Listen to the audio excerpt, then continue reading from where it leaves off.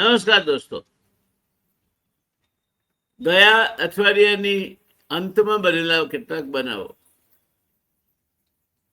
અને એ બનાવો ઉપર આધારિત કેટલાક પ્રશ્નોથી આજે હું શરૂઆત કરવા માંગુ છું. આજે હું તમારી સામે એક એવો સવાલ મૂકવા માંગુ છું જે માત્ર દિલ્હી પોલીસનો નથી, જે માત્ર રેપિડ એક્શન ફોર્સનો નથી, માત્ર એક વિદ્યાર્થી આંદોલનનો પણ નથી. આ સવાલ છે લોકશાહીમાં શાંતિપૂર્ણ વિરોધ કરવાથી અથવા વિરોધ પ્રદર્શનમાં આ પ્રકારના ભાગ લેવાથી તમે તમારી આંખ ગુમાવી બેસો એવું થઈ શકે? તમારે તમારી આંખ ગુમાવી બેસવાનું આવે? બંધારણે તમને તમારી અભિવ્યક્તિનો અધિકાર આપ્યો છે. શાંતિથી તમે કોઈ પણ દેખાવ કરી શકો છો અને શાંતિપૂર્ણ દેખાવના સામે પોલીસનો વીજળીનો કરંટ લાગે એવી લાઠીઓ વીંજાય. સામાન્ય રીતે લાઠીચાર્જ થાય તો પણ લાઠી પગમાં મારવાની હોય છે, એના બદલે માથામાં મારવામાં આવે. દીકરીઓ સાથે ગેરવ્યવહાર થાય અને જે કલ્પી પણ ન શકાય એવું પ્લાસ્ટિક બુલેટ્સ, જેને પેલેટ્સ કહે છે, તેનાથી ફાયરિંગ કરવામાં આવે અને એ કોઈને આંખમાં વાગે ને આંખ ગુમાવી બેસે. એટલે આ પ્રશ્ન કર્યો કે લોકશાહીમાં વિરોધ કરવાની કિંમત શું હવે આંખ ગુમાવવાની હોઈ શકે? વિદ્યાર્થી રસ્તા પર ઉતરે, બેરિકેડ તોડવા પ્રયાસ કરે, પોલીસ સાથે ધક્કામુક્કી થાય, કદાચ ક્યાંક પથ્થરમારો પણ થાય, તો સરકાર અને પોલીસ પાસે કાયદો અમલમાં મૂકવાનો અધિકાર ચોક્કસ છે, એમાં કોઈ શંકા નહીં. પરંતુ સવાલ એ છે કે કાયદો અમલમાં મૂકવો અને નાગરિકને પાઠ ભણાવવો, આ બંને વચ્ચેની ભેદરેખા ક્યાં શરૂ થાય છે અને ક્યાં પૂરી થાય છે? 20 જુલાઈ 2026 નવી દિલ્હી, જંતર મંતરથી સંસદ તરફ વિદ્યાર્થીઓની કૂચ જઈ રહી છે. સામે દિલ્હી પોલીસ અને રેપિડ એક્શન ફોર્સ તૈયાર ઉભા છે. પછી જે બન્યું તેના અંગે સામે આવેલા અહેવાલો ગંભીર પ્રશ્નો ઉભા કરે છે. વોટર કેનન એટલે પાણીની તોપો છોડવામાં આવી, વાંધો નહીં, હથિયાર વપરાતું આવ્યું છે, એનાથી કોઈને કોઈ વાંધો ના હોઈ શકે.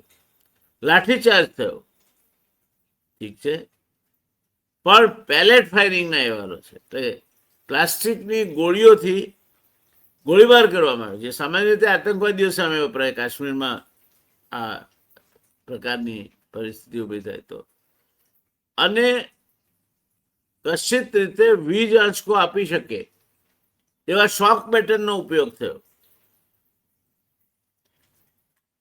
કેટલાક લોકોને લાઠીચાર્જ ને કારણે પગમાં ઈજા થાય તો સમજી શકાય, પણ માથા પર ને મોં પર ઈજાઓ થઈ.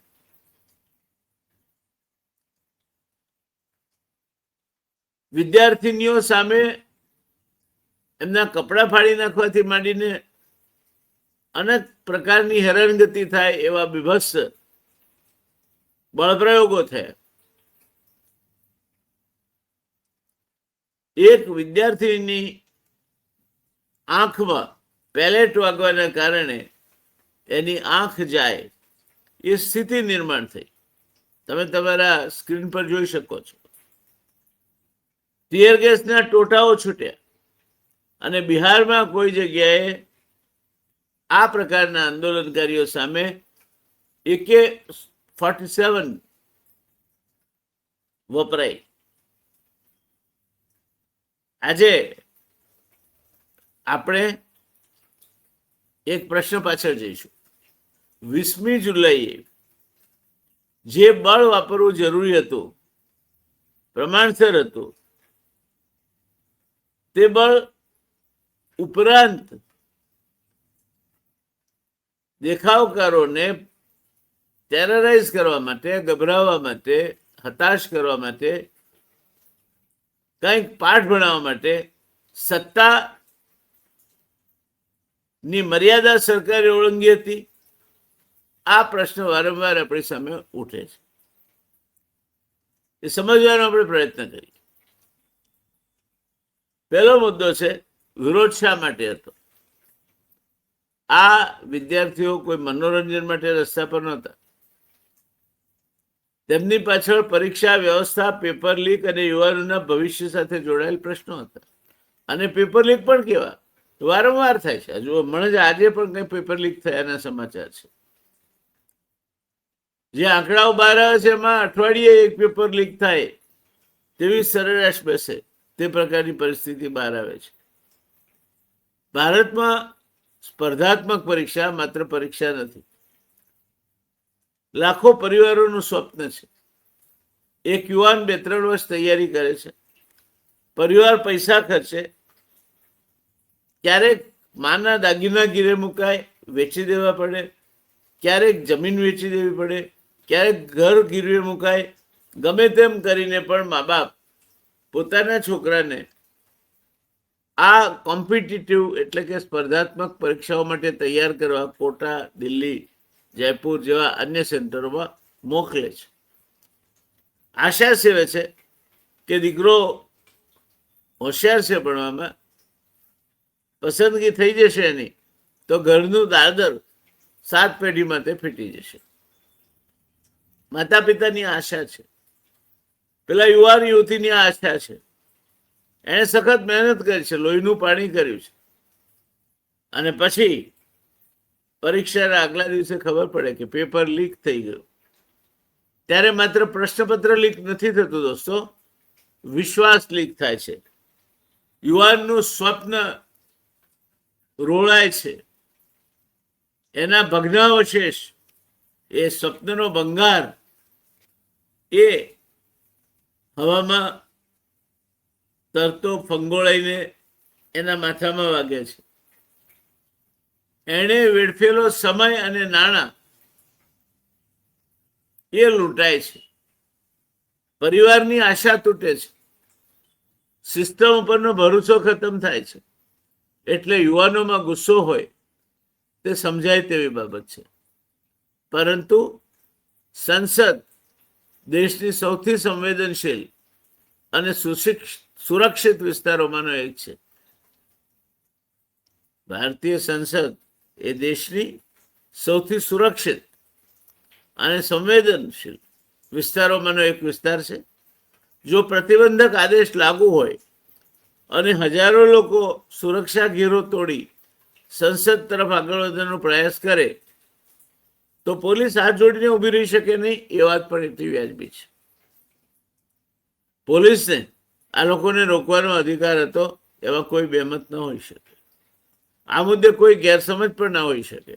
પરંતુ રોકવાનો અધિકાર એટલે શું? પહેલેથી કોઈની આંખ ફોડી નાખવાનો અધિકાર પોલીસને હતો? આ છે મૂળ પ્રશ્ન. બીજા પ્રશ્ન પર આવીએ. શું આ બધું અચાનક બન્યું?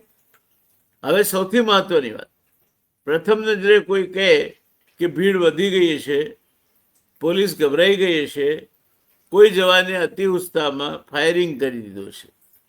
પરંતુ ઉપલબ્ધ દસ્તાવેજો આ બધી જ ધારણાઓ અને તર્કને ખોટા પાડે છે. ઉપલબ્ધ દસ્તાવેજો અંગેના અહેવાલો જો સાચા છે તો ઘટના એટલી સરળ નથી. પાર્લામેન્ટ સ્ટ્રીટ પોલીસ સ્ટેશનની જનરલ ડાયરી અંગે સામે આવેલી વિગતો મુજબ RAF તરફથી વિવિધ પ્રકારના શેલ્સ, ટીયર અને સ્મોક ગ્રેનેડ્સ, એન્ટી રાયટ ગનના રાઉન્ડ અને પ્લાસ્ટિક પેલેટના રાઉન્ડ વપરાયેલી નોંધ છે. આ ખૂબ મહત્વનું છે, કારણ કે જો આ નોંધ સત્તાવાર નોંધ છે તો એક વાત સ્પષ્ટ બને છે કે પેલેટનો ઉપયોગ કોઈ કલ્પના કે માત્ર સોશિયલ મીડિયાની અફવા અથવા પોલીસ ગભરાટમાં આવીને એણે કોઈ આવું આખરી પગલું ભરી લીધું હોય એવી શક્યતા ઉપર પૂર્ણવિરામ મુકાય છે. વધુ ગંભીર પ્રશ્ન એ છે દોસ્તો કે વરિષ્ઠ અધિકારી સ્તરે ભીડને વિખેરવા માટે વિવિધ પ્રકારના બળના ઉપયોગની મંજૂરી અંગે પણ દસ્તાવેજો સામે આવ્યાનું જણાવે છે. એટલે હવે કોઈ કોન્સ્ટેબલ ગભરાઈ ગયો જેવી સરળ સમજ પૂરતી નથી. વિશેષ દળ પહેલેથી હાજર હતું, ક્રાઉડ કંટ્રોલ સાધનો ઉપલબ્ધ હતા, પ્રતિબંધેશ આદેશો લાગુ હતા. સંસદ તરફથી કૂચ રોકવાની પૂર્વ તૈયારી હતી, એટલે બળનો ઉપયોગ પૂર્વાનુમાનિત હતો, પરંતુ તેનો અર્થ એ નથી કે દરેક ચોક્કસ કાર્યવાહી પહેલેથી નક્કી હતી. આ ભેદ સમજવો જરૂરી છે. લાઠીચાર્જ કરવાની જરૂર પડે તો કરવો પડે, પણ એ લાઠીચાર્જ ઇવન જ્યારે ગોળીબાર પણ કરવામાં આવે ત્યારે પગમાં ગોળી મારવામાં આવે છે, માથામાં નહીં. ત્યારે પેલેટ ગનથી કોઈની આંખ કઈ રીતે ફૂટી? તો પછી અતિરેક થયો છે. પ્રશ્ન થાય છે, અતિરેક ક્યાં થયો? અહીંથી મામલો વધુ ગંભીર બને છે, કારણ કે બહારના વિરોધીઓ જ નહીં, આરએફની અંદરથી પણ કાર્યવાહી અંગે પ્રશ્નો ઉભા થયાના અહેવાલો છે. પોસ્ટ ઇવેન્ટ રિવ્યુમાં રેપિડ એક્શન ફોર્સના ઉચ્ચ સ્તરે બળના ગ્રેડેશન એટલે કે તબક્કાવાર ઉપયોગ વિશે અસંતોષ વ્યક્ત થયો હોવાનું સામે આવ્યું છે. આ શબ્દ બહુ મહત્વનો છે દોસ્તો. Gradation of force. ભીડ નિયંત્રણનો મૂળ સિદ્ધાંત શું હોવો જોઈએ તે અહીં સમજાય છે. ભીડ નિયંત્રણનો તબક્કાઓ નીચે મુજબ હોય છે. પહેલા સમજાવવું, પછી ચેતવણી આપવી, પછી અવરોધ, જરૂર પડે તો નિયંત્રિત શારીરિક બળ, પછી ઓછું નુકસાન કરે તેવા સાધનો, અને પરિસ્થિતિ જેટલી ગંભીર બને એટલું જ બળ વધે એ વાત નિશ્ચિત છે. અર્થાત ભીડ જેટલી હિંસક, પ્રતિભાવ એટલો જરૂરી. પરંતુ પ્રતિભાવ હંમેશા જોખમના પ્રમાણમાં હોવો જોઈએ. Gradation of force. જો એક વિદ્યાર્થી બેરિકેડ ઉપર ચઢે અને તેના જવાબમાં એવું પ્રોજેક્ટાઇલ છોડવામાં આવે કે તેની આંખ જતી રહે, તો પ્રશ્ન માત્ર કાયદો વ્યવસ્થાનો નથી રહેતો, તે પ્રપોર્શનાલિટી એટલે કે પ્રમાણસરતાનો પ્રશ્ન બની જાય છે. એટલે આપણે સ્વાભાવિક પ્રશ્ન થાય કે આંખ ઉપર પહેલે શું કરવા? હવે ખૂબ પ્રશ્ન જે તમને સૌને અસ્વસ્થ કરે, મને પણ અસ્વસ્થ કરે છે, એ પૂછવા માંગુ છું. જો પેલેટ અથવા કાઇનેટિક ઇમ્પેક્ટ પ્રોજેક્ટાઇલનો હેતુ ભીડને દૂર રાખવાનો છે, તો ચહેરા અને આંખની ગંભીર ઇજાઓ કઈ રીતે થઈ શકે? આવા સાધનો અંગે સામાન્ય સલામતીનો સિદ્ધાંત શું કહે છે? માથું અને ચહેરો અત્યંત સંવેદનશીલ વિસ્તાર છે. યોગ્ય અંતર જરૂરી છે. ફાયરિંગની દિશા મહત્વની છે, કારણ કે ઓછા એટલે કે નોન લિથલ, એ શબ્દ બહુ ભ્રામક હોઈ શકે. નોન લિથલ એટલે મોત ન નિપજાવે. તમે કોઈની આંખ ફોડી નાખો તો આંખ ફૂટવાથી મોત ન નિપજે. કોઈનો કાન ફોડી નાખો તો કાન ફૂટવાથી માણસ બેરો થઈ જાય, મોત ન નિપજે. જીભ કાપી નાખો તો જીભ કાપવાથી કદાચ મોત નહીં નિપજે. તો આ નોન લિથલ બધી બાબતો છે. એમ કહીને બચાવ ન કરાય. જે હથિયાર મારવા માટે બનાવ્યું નથી તે પણ માણસને અંધ કરી શકે, ગંભીર ઈજા કરી શકે, કેટલીક પરિસ્થિતિમાં મૃત્યુ પણ થઈ શકે. તેથી જો આંખ અને ચહેરા ઉપર પેલેટની ઈજાઓના મેડિકલ પુરાવો મળે તો તપાસમાં 3 પ્રશ્નોના જવાબ ફરજિયાત હોવા જોઈએ. પહેલો પ્રશ્ન છે, કેટલા અંતરથી ફાયર થયું? બીજો, કઈ દિશામાં ફાયર થયું? અને ત્રીજો, શું નિર્ધારિત એસઓપી એટલે સ્ટાન્ડર્ડ ઓપરેટિંગ પ્રોસિજર્સ નિયમોનું પાલન થયું હતું ખરું? આ પ્રશ્નથી આપણે આગળ વધીએ તો શોક સ્ટિકની વાત આવે છે. આ પછી વધુ ચિંતાજનક દ્રશ્યો સામે આવે છે. વીજળીનો આંચકો આપી શકે તેવા સાધનોનો ઉપયોગ થયાનો આરોપ છે. વિડીયો અંગે પણ ચર્ચા થઈ. હું અહીં સાવધાની રાખીને કહેવા માંગીશ, એક જવાબદાર માધ્યમ તરીકે કહેવા માંગીશ કે દરેક વાયરલ વિડીયો એ પુરાવો નથી, દરેક સોશિયલ મીડિયાનો દાવો સત્ય નથી. પરંતુ જો આવા સાધનો ખરેખર તૈનાત દળના સત્તાવાર ગિયરનો ભાગ હતા અને મેદાનમાં વપરાયા તો સરકાર અને સુરક્ષા દળોએ સ્પષ્ટ જવાબ આપવો જોઈએ. કયા સંજોગોમાં આવા પેલેટ ગન અથવા તો શોક સ્ટિક જેવા સાધનોનો ઉપયોગ થયો? કયા સંજોગોમાં આવા સાધનોનો ઉપયોગ મંજૂર છે? તેના ઉપયોગનો આદેશ કોણ આપી શકે? કેટલી વાર તેનો ઉપયોગ થયો અને કોના ઉપર થયો?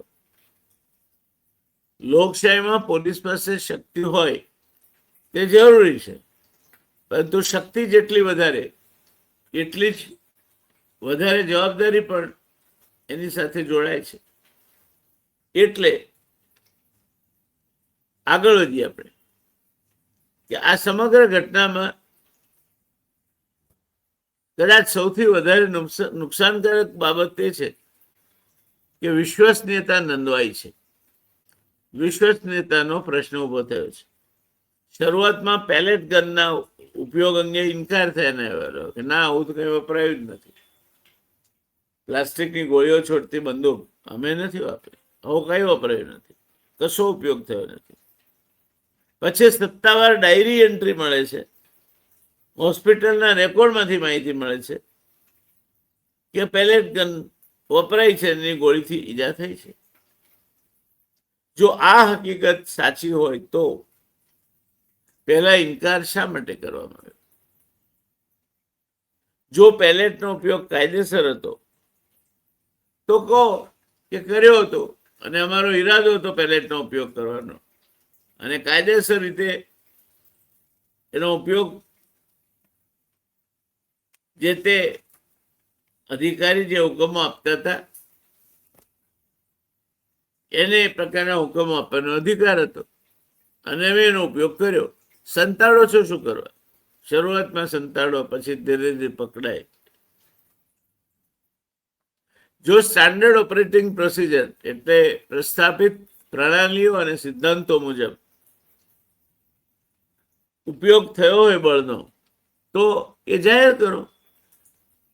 જો પરિસ્થિતિ એટલી ગંભીર હતી કે તેની જરૂર પડી તો વિડીયો, મેદાની રિપોર્ટ અને કમાન્ડ સિક્વન્સ સામે મૂકો. પરંતુ તે પહેલા કહો પેલેટ વપરાય જ નથી, આવું જૂઠું કહેવાનું. સરકાર જૂઠું બોલે કઈ રીતે ચાલે? અને પછી પોતાના રેકોર્ડમાં જ પાછો એનો ઉલ્લેખ મળે. તમારી વિશ્વસનીયતા સાવ ભાંગીને બટુરિયું થઈ જાય, સાવ નંદવાઈ જાય કે સરકાર છુપાવે છે, સરકાર જૂઠું બોલે છે. તો લોકો પોલીસના બીજા નિવેદનો પર વિશ્વાસ કઈ રીતે કરે? પોલીસની સૌથી મોટી તાકાત માત્ર લાઠી કે હથિયાર નથી. તેની સૌથી મોટી તાકાત છે જાહેર જનતાનો એનામાં વિશ્વાસ. પોલીસ એ જનતાનો મિત્ર છે એવા સૂત્રો લખવા અને પોલીસ વિનય સપ્તાહ ઉજવવાથી આ પ્રસ્થાપિત થતું નથી. આખા વર્ષ દરમિયાનના વર્તન થકી પોલીસે પ્રસ્થાપિત કરવું પડે છે. જાહેર વિશ્વાસ જો એકવાર તૂટે છે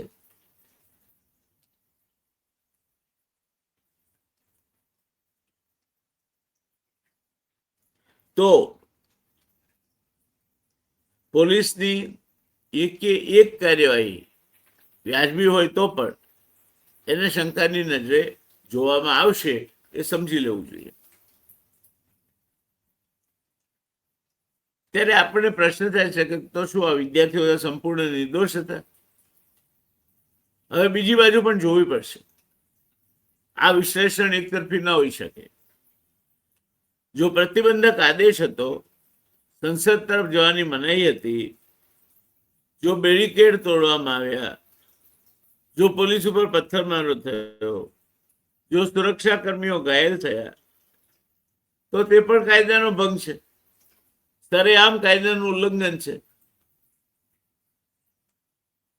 લોકશાહીમાં વિરોધનો અધિકાર છે, પરંતુ વિરોધનો અધિકાર એટલે સુરક્ષિત વિસ્તાર તોડવાનો અથવા કોઈ પણ કાયદો તોડી અને મનમાની કરવાનો ટોળું ભેગું થઈને અબાધિત અધિકાર છે કરો? જવાબ નામાં મળે છે. વિદ્યાર્થી નેતૃત્વની જવાબદારી છે. તમારી સાથે હજારો યુવાનો હોય ત્યારે તમે માત્ર નેતા નથી, તમે તેમની સલામતી માટે પણ જવાબદાર છો. તમે તમારી સાથેના તમારા સાથીઓને, તમારા સૈનિકોને જોખમમાં છૂટા નથી મૂકી દઈ શકતા. તમારી ફરજ છે કે એમની સલામતીની ચિંતા કરો. તેમના આગેવાનો શું કરતા હતા? ઉશ્કેરણીજનક ભાષા વપરાય, અનિયંત્રિત કૂચ થાય,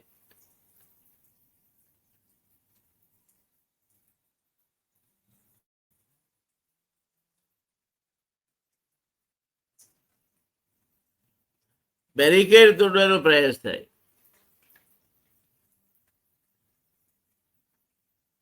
આ બધું આખી પરિસ્થિતિને જોખમી બનાવે છે. તેથી જો વિદ્યાર્થીઓ તરફથી હિંસા થઈ હોય તો તેની પણ નિષ્પક્ષ તપાસ થવી જોઈએ. અને એ આંદોલન માટેના જવાબદાર એમના જે આગેવાનો છે, નેતાઓ છે, એમના પર એ જવાબદારી નાખવી જોઈએ. જે વ્યક્તિએ પોલીસ પર હુમલો કર્યો હોય તેની સામે પણ કાયદેસર કાર્યવાહી થવી જોઈએ. પરંતુ ફરી એ જ પ્રશ્ન સામે આવે છે, 10 લોકો પથ્થર ફેંકે તો શું આખી ભીડ પર તમે ગોળીબાર કરો? આખી ભીડ પર અસમતોલ બળ વાપરવું યોગ્ય બની જાય? જવાબ નથી મળતો. તેથી આગળ વધીએ આપણે તો સામે મળે છે સૌથી ખતરનાક શબ્દ, નોન લિથલ. સરકારો અને સુરક્ષા દળો ઘણીવાર કહે છે કે આ non lethal crowd control weapon છે. નોન લિથલ એટલે મારી ન શકાય, જાન ન લઈ શકાય તેવું. આ શબ્દ સાંભળવામાં ખૂબ નિર્દોષ લાગે છે, પણ ઇતિહાસ કહે છે કે rubber bullet, plastic palette, palette gun, tear gas કે ઇલેક્ટ્રિક ઉપકરણો ખોટી રીતે વપરાય તો ગંભીર નુકસાન કરી શકે છે. આથી સાચો શબ્દ કદાચ લેસ લિથલ છે, ઓછું ઘાતક. તો ઘાતક તો છે જ, ઘાતક નહીં એવો એનો તર્જુમો કરવાનું યોગ્ય નથી. આ ભેદ ભારતે ગંભીરતાથી સમજવાની જરૂર છે. ભારતના વહીવટદારોએ પણ ગંભીરતાથી સમજવાની જરૂર છે. કારણ કે આવતીકાલે આ વિદ્યાર્થી નહીં હોય, ખેડૂત હોઈ શકે, કર્મચારી હોઈ શકે, મહિલાઓનું આંદોલન હોઈ શકે, બેરોજગાર યુવાનો હોઈ શકે, અથવા મારા કે તમારા જેવા સામાન્ય નાગરિક પણ હોઈ શકે. કારણ કે કોઈ પણ વ્યક્તિને પોતાને થતા અન્યાય કે અસંતોષ સામે પ્રદર્શન કરવાનો અધિકાર છે, એના સામે બોલવાનો એને અધિકાર છે. એ સરકાર સામેનો બળવો નથી, એ પોતાની વ્યથાને વાચા આપી રહ્યો છે. લોકશાહીની સાચી પરીક્ષા ક્યારે થાય દોસ્તો? લોકશાહી ત્યારે પરીક્ષામાં નથી જ્યારે લોકો સરકારની પ્રશંસા કરે. એ તો કરવાના છે. લોકશાહીની પરીક્ષા ત્યારે થાય છે જ્યારે લોકો સરકાર સામે ગુસ્સે હોય. સરકારને ગાળો આપતા માણસના અધિકારનું રક્ષણ કરવું એ લોકશાહીની પરિપક્વતા છે. પોલીસનું કામ સરકારની પ્રતિષ્ઠા બચાવવાનું નથી. પોલીસનું કામ કાયદો બચાવવાનું છે, નાગરિક બચાવવાનું છે, જાહેર વ્યવસ્થા બચાવવાનું છે. અને જરૂર પડે ત્યારે વિરોધ કરી રહેલા નાગરિકને પણ બચાવવો પડે. આ ખૂબ મુશ્કેલ કામ છે. હું પોલીસની મુશ્કેલીઓને જરા પણ ઓછી આંકવા નથી માંગતો.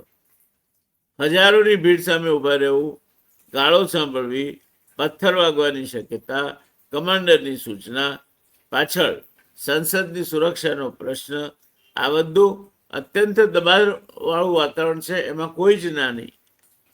પણ એટલા માટે તો તાલીમ હોય છે, એટલા માટે તો સ્ટાન્ડર્ડ ઓપરેટિંગ પ્રોસિજર્સ એટલે કે નિર્ધારિત ધારાધોરણ હોય છે વર્તન માટેના, કમાન્ડ સ્ટ્રક્ચર હોય છે. અને એટલા માટે જ પોલીસને સામાન્ય નાગરિક કરતા વધુ કાયદાકીય શક્તિ આપવામાં આવે છે. એટલે પોલીસને સામાન્ય નાગરિકના સમકક્ષ અહીંયા મૂકવાનું આપણને અનુકૂળ આવે તેવું નથી. તો આગળનો પ્રશ્ન ઉભો થાય છે, તો શું આયોજિત આતંક હતો? હવે શરૂઆતના પ્રશ્ન પર પાછા આવીએ. શું 20 જુલાઈની ઘટના વિદ્યાર્થીઓને ડરાવવા માટેનું પૂર્વાયોજક રાજ્ય આતંકનું અભિયાન હતું? ઉપલબ્ધ માહિતી પરથી એટલો મોટો નિષ્કર્ષ કાઢવાની ઉતાવળ કરવાનો ક્યારે પણ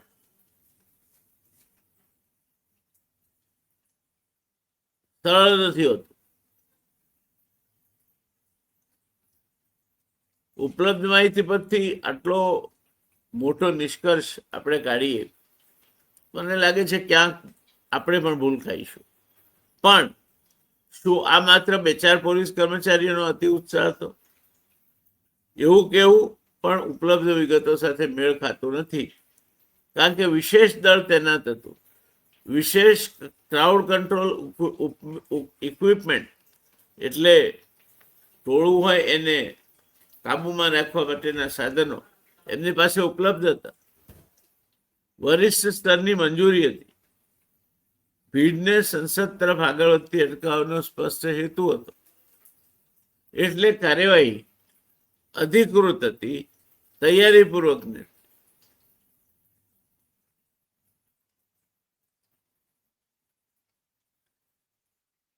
તો શું આગળ વિચારી શકાય એમાં? ઉપલબ્ધ અહેવાલો દોસ્તો એવું સૂચવે છે કે ક્યાંક કેટલાક તબક્કે પોલીસ અતિરેકી અને એનો વ્યવહાર અસમતોલ બન્યો છે. મારા પ્રથમ છાપના વિશ્લેષણનો આ સૌથી મહત્વનો નિષ્કર્ષ છે. ત્યાર પછી આપણે આરએફએસની પ્રતિક્રિયા વિશે વાત કરીએ. અહીં એક બાબત સુરક્ષા વ્યવસ્થાની તરફેણમાં પણ નોંધવી જોઈએ. જો રેપિડ એક્શન ફોર્સ ના ઉચ્ચ સ્તરે કાર્યવાહી પછી ખરેખર સમીક્ષા કરીને અતિરેક ઉપર સંતોષ વ્યક્ત કર્યો હોય અને ચોક્કસ સાધનોના ભવિષ્યના ઉપયોગ ઉપર નિયંત્રણ મૂક્યું હોય, તો તેનો અર્થ એ પણ થાય કે સિસ્ટમની અંદર સેલ્ફ કરેક્શનની પ્રક્રિયા જીવંત છે. હજુ પણ આ સિસ્ટમમાં માનવતા સાવ મરી પડવાની નથી. પરંતુ માત્ર હથિયાર પાછું ખેંચવું પૂરતું નથી.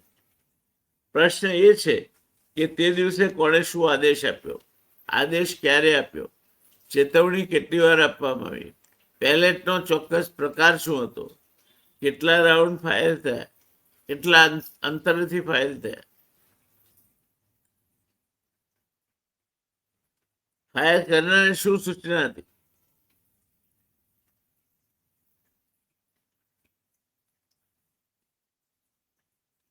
બોડી કેમેરા અથવા સીસીટીવી ફૂટેજ શું કહે છે? અને સૌથી મહત્વપૂર્ણ, શું કોઈ અધિકારીની જવાબદારી નક્કી થશે?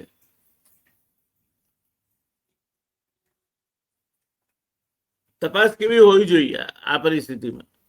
આ ઘટનાની તપાસ માત્ર ડિપાર્ટમેન્ટલ ફોર્માલિટી ના હોઈ શકે, પરંતુ કમાન્ડ ચેઇન તપાસવી જોઈએ, મેડિકલ રેકોર્ડ તપાસવા જોઈએ, વપરાયેલ એમ્યુનિશનની ઇન્વેન્ટરી જાહેર કરવી જોઈએ, સીસીટીવી અને ઉપલબ્ધ વિડીયોનું ફોરેન્સિક એક્ઝામિનેશન થવું જોઈએ, વિદ્યાર્થીઓના નિવેદનો લેવા જોઈએ, ઘાયલ પોલીસ કર્મચારીઓના પણ નિવેદનો લેવા જોઈએ અને પછી જવાબ આપવો જોઈએ કે બળનો ઉપયોગ જરૂરી હતો, જો હતો તો કેટલો, અને જે હદ સુધી થયો તે પ્રમાણસર ન થયો. આ ત્રણેય અલગ પ્રશ્નો છે. કોઈ કાર્યવાહી જરૂરી હોઈ શકે, પણ તેનો અતિરેક ગેરવાજબી હોઈ શકે છે. પ્રશ્ન એ થાય છે કે આજે વિદ્યાર્થી હતો, કાલે કોણ ઝપટમાં આવશે? મને આ ઘટનામાં સૌથી મોટી ચિંતા પેલેટ ગનની નથી. મારી સૌથી મોટી ચિંતા છે ક્રાઉડ કંટ્રોલ કલ્ચર જે પોલીસમાં ઊભું થઈ રહ્યું છે તે. જો રાજ્યની માનસિકતા એવી બની જાય કે ભીડ આવી છે એટલે પાઠ ભણાવીએ તો બીજી વાર આવે નહીં, તો લોકશાહી માટે તે અત્યંત ખતરનાક છે. અને કદાચ પોલીસ આવી જ માનસિકતાથી જંતર મંતર થી પાર્લામેન્ટ સુધી કામ કરી રહી હતી. જો આંદોલનકારીઓની માનસિકતા એવી બને કે અમે ભીડ છીએ એટલે અમને કાયદો તોડવાનો અધિકાર છે, તો એ પણ ખોટું છે. એ પણ એટલું જ ખતરનાક છે. બંને વચ્ચે બંધારણ ઊભું છે, કાયદો ઊભો છે, પ્રમાણસરતાનો સિદ્ધાંત ઊભો છે, અને સૌથી ઉપર માનવીની ગરિમા ઊભી છે. ત્યારે અંતિમ નિર્ણય શું હોઈ શકે? 20 જુલાઈ 2026ની ઘટનાની મારી છાપ શું છે? મારા મત પ્રમાણે તેને માત્ર પોલીસ ગભરાઈ ગઈ હતી એમ કહીને ડિસમિસ કરી શકાય નહીં. It will be improper. Police ગભરાઈ ગઈ હતી. પોલીસ છે જ એના માટે આવી પરિસ્થિતિ મળે. ગભરાઈ છે ને જાય છે. અને રેપિડ એક્શન ફોર્સને તો ખાસ તાલીમ આપવામાં આવે છે.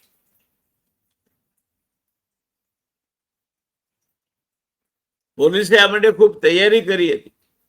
વરિષ્ઠ અધિકારી સ્તરની ભાગીદારી હતી. વિશેષ સાધનો ઉપલબ્ધ હતા. તેથી આ authorised and prepared use of force હતું એમ કહી શકાય. આ સરકારે નક્કી કર્યું હતું અને એ માટેની સંપૂર્ણ તૈયારી સાથેનો બળનો પ્રયોગ થયો એમ ચોક્કસ આના પરથી તારણ કાઢી શકાય. પરંતુ એનો અમલ ઉપલબ્ધ માહિતી અનુસાર કેટલાક સ્થળે પ્રમાણસરતાની મર્યાદા ઓળંગતો દેખાય છે. એટલે વધુ ચોક્કસ ભાષામાં કહું તો અધિકૃત અને તૈયારીપૂર્વકનું બળ જે મેદાનમાં અતિરેકી બની ગયું એ અને નિર્ણય પ્રમાણે ચાલતું બળ, બંને વચ્ચેનો તફાવત બહુ મહત્વનો છે. કારણ કે જો સમસ્યા માત્ર એક જવાનની ભૂલ હોય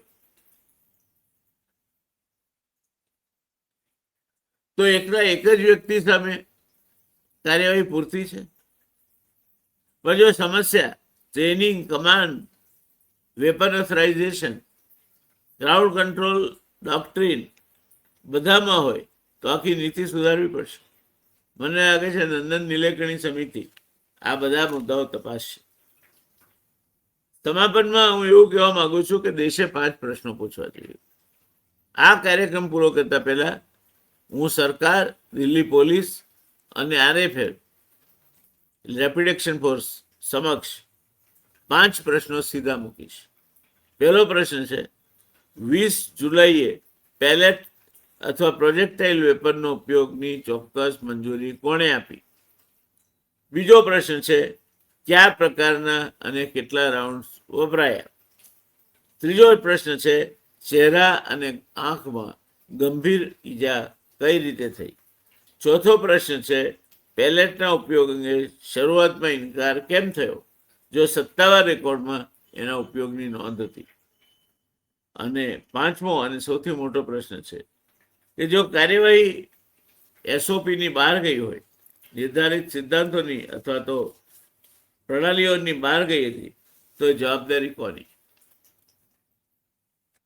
આ 5 પ્રશ્નોનો સરકારે જવાબ આપવો પડે. લોકશાહીમાં પોલીસ જરૂરી છે દોસ્તો. મજબૂત પોલીસ પણ જરૂરી છે. સંસદની સુરક્ષા અનિવાર્ય છે. એની ગરિમા જળવાય તે પણ એટલું જ અનિવાર્ય છે. કાયદાનો અમલ પણ અનિવાર્ય છે. પરંતુ એટલું જ અનિવાર્ય છે પોલીસ ઉપર કાયદાનું શાસન. પોલીસ નિર્બંધ ન હોઈ શકે, એના ઉપર પણ કાયદાઓ લાગુ પડે છે. યુવાન કાયદો તોડે એના સામે કાર્યવાહી થવી જોઈએ. પોલીસ કર્મચારી પર હુમલો થાય, આરોપીને સજા થવી જોઈએ. પરંતુ વર્દી પહેરનાર પોલીસ અથવા એનો અધિકારી કાયદાની મર્યાદા ઓળંગે તો તેની સામે પણ કાર્યવાહી થવી જોઈએ. કારણ કે લોકશાહીમાં વર્દી સત્તા આપે છે, અસમિત સત્તા લોકશાહીમાં કોઈએ કોઈના હાથમાં નથી આપી, વડાપ્રધાન કે રાષ્ટ્રપતિના હાથમાં પણ નહીં. અને સરકાર માટે પણ એક સંદેશ આમાંથી નીકળે છે. વિદ્યાર્થીને રોકી શકાય છે, બેરિકેડ લગાવી શકાય છે, કૂચ અટકાવી શકાય છે, ધરપકડ કરી શકાય છે, કાયદેસરની કાર્યવાહી કરી શકાય છે. પરંતુ યુવાનોના પ્રશ્નોને પહેલેથી ચૂપ નથી કરી શકાતા. મહાગુજરાત આંદોલનમાં એક નેતાનું એક જ સ્ટેટમેન્ટ કે ગોળી ઉપર કોઈના નામ સરનામા નથી લખેલા હોતા, એણે આખા ગુજરાતને સળગાવ્યું હતું. તમે બંદૂકની ગોળીથી યુવાનોને શાંત નહીં કરી શકો. પેપર લીક નો જવાબ લાઠીચાર્જ નથી. પરીક્ષા વ્યવસ્થામાં વિશ્વાસનો જવાબ ટીયર ગેસ નથી. અને યુવાનોની નિરાશાનો જવાબ શોક પેટર્ન તો બિલકુલ નથી. 20 જુલાઈની ઘટના માત્ર એ દિવસની ઘટના બનીને રહી ન જાય, તે ભારત માટે એક વોર્નિંગ હોવી જોઈએ. ક્રાઉડ કંટ્રોલ અને ક્રાઉડ પનિશમેન્ટ વચ્ચે એક રેખા છે. તે રેખા જો ભૂસાઈ જાય તો માનવાધિકારોનો અને લોકશાહીમાં નાગરિકને મળતા અધિકારોનો ભંગ થાય છે. નુકસાન માત્ર એક વિદ્યાર્થીની આંખનું નથી થતું, લોકશાહીની દ્રષ્ટિ પણ ધૂંધળી થવા લાગે છે. અને તેથી અંતમાં માત્ર એક જ વાત, સંસદની સુરક્ષા જરૂરી છે, પરંતુ સંસદ જેના માટે છે એ નાગરિકની સુરક્ષા તેનાથી ઓછી જરૂરી તો નથી જ. વિચાર કરો, પ્રશ્ન પૂછો, કારણ કે લોકશાહીમાં સત્તાને જ પ્રશ્નો પૂછાશે, ગુનો નથી. પ્રશ્ન પૂછવા એ કોઈ ગુનો નથી. અને લોકશાહી વ્યવસ્થામાં હંમેશા પ્રશ્નો તો સત્તાધારી પક્ષને જ પૂછાશે. એ નાગરિકની જવાબદારી છે. અને આ દેશનો નાગરિક એની જવાબદારી અદા કરવા તમને પ્રશ્નો પૂછે તો કોઈ પણ પક્ષની સરકાર હોય એને આકળ વિકળ થઈ જવાની જરૂર નથી, કારણ કે એનો ઉકેલ નથી. જો આ વાત સમજાય, જેટલી વહેલી સમજાય તેટલું વધારે સારું. મારો એક અંગત મત એવો પણ છે, જોકે અને કોઈ પણ રીતે લોકસભાએ કઈ રીતે વર્તવું જોઈએ તેના સાથે ન જોડવામાં આવે. એ સૂચના આપવાનો કે ડાયરેક્શન આપવાનો મારો કોઈ અધિકાર નથી. એની સ્થાપિત પ્રણાલીઓ હોય છે અને એ પ્રણાલીઓ પ્રમાણે જ લોકસભા કે રાજ્યસભા ચાલતી હોય છે. પણ જ્યારે કેન્દ્ર સરકારે નંદન નિલેકાણી સમિતિની રચના કરી છે, ત્યારે ઉતાવળમાં આવીને પરીક્ષામાં ચોરી અને પેપર લીક અંગેનો કાયદો માત્ર બહુમતીના જોરે આ બધા જ પ્રશ્નોના જવાબ ઉભા રાખીને તમે કાયદો બનાવી શકશો, એ કાયદાનું પાલન કરાવી શકશો ખરા? કાયદો ત્યાં સુધી અમલીકરણના જામા નથી પહેરતો જ્યાં સુધી સર્વાંગીણ લોકોની શ્રદ્ધા, એનો વિશ્વાસ નથી મેળવતો. તમે ઝડપથી કાયદો પસાર કરી દેશો કારણ કે લોકસભામાં તમારી બહુમતી છે, પણ એ કાયદો સ્વીકૃત બનશે ખરો? પ્રશ્નાર્થ છે. આજે લોકસભામાં જે કંઈ બન્યું છે એણે આ પ્રશ્નાર્થ ચિહ્ન ઊભું કર્યું છે. નિલેકાણી જેવા સજ્જન વ્યક્તિ, સારા વ્યક્તિ, તજજ્ઞ વ્યક્તિ, ઉચ્ચ શિક્ષિત વ્યક્તિ કોંગ્રેસના ઉમેદવાર તરીકે મેમ્બર ઓફ પાર્લામેન્ટ માટેનું ઇલેક્શન એ બેંગ્લોરમાંથી લડ્યા, અનંતકુમાર સામે હારી ગયા. મનમોહનસિંહના સમયમાં આધાર લિંક યુનિક આઈડી સિસ્ટમ એના પ્રણેતા એવા નંદન નિલેકાણીને કામ સોંપીને સરકારે સારું કામ કર્યું છે. હવે એ સમિતિને કામ કરવા દેવામાં આવે એમાં દરેક ક્ષેત્રના યોગ્ય નિષ્ણાતો જોડવામાં આવે અને એનો જે અહેવાલ આવે એનો ગંભીરતાથી અમલ કરવામાં આવે. પણ ત્યાં સુધી આ કાયદાનું અમલીકરણ કરવાનું શક્ય બનશે ખરું? ત્યાં સુધી આ કાયદો પસાર કરવો એ યોગ્ય ગણી શકાય ખરો? જવાબ તમારા પર છોડું છું. આશા રાખીએ આપણો દેશ પાછો શાંતિ તરફ પાછો ફરે. અર્થવ્યવસ્થાના, કૃષિના, બેરોજગારીના, બીજી અનેક સમસ્યાઓના સામે દેશ અત્યારે ઝઝૂમી રહ્યો છે. ત્યારે દેશની 35 વર્ષથી નીચી વય ધરાવતી 70% જનસંખ્યા અને 31 વર્ષનું સરેરાશ આયુ ધરાવતો દુનિયાનો સૌથી યુવાન દેશ ભારત, એના પ્રશ્નો, તે પણ પેપર લીક થાય તેના પ્રશ્નો, ચોરીના પ્રશ્નો પરીક્ષામાં, એ પ્રશ્નો ખૂબ જ ગંભીરતાથી લેવાય જરૂરી છે. લોકસભા એના માટે વિશેષ ચર્ચાઓ કરે જરૂરી છે. પણ કદાચ એ ચર્ચા સંખ્યાબળના આધારે નક્કી કરેલું કાયદો પસાર કરવા માટે ઉપયોગમાં લેવાના બદલે એને જોઈન્ટ પાર્લામેન્ટરી કમિટીને સોંપીને એની ચાળણીમાંથી ચાળી પસાર થઈને આવે, દરમિયાનમાં નિલેખાણી સમિતિનો પ્રાથમિક અહેવાલ આવી જાય, તો મને લાગે છે કે સરકાર વધુ સારી રીતે, વધુ સુદૃઢ એ રીતે આ કાયદો પસાર કરી શક્યો. ખેર, એ નિર્ણય સરકારનો છે અને નાગરિક તરીકે આપણે માત્ર સૂચન કરી શકીએ છીએ. એને ગ્રાહ્ય રાખવું કે નહીં રાખવું એ બંધારણની જવાબદારી સરકારને સોંપી છે. આપણે આશા રાખીએ સરકાર એ જવાબદારી નિભાવવામાં સફળ નીવડે અને આ પ્રશ્ન ફરીથી ઊભો ન થાય. ધન્યવાદ. આવજો. જય જય ગરવી ગુજરાત.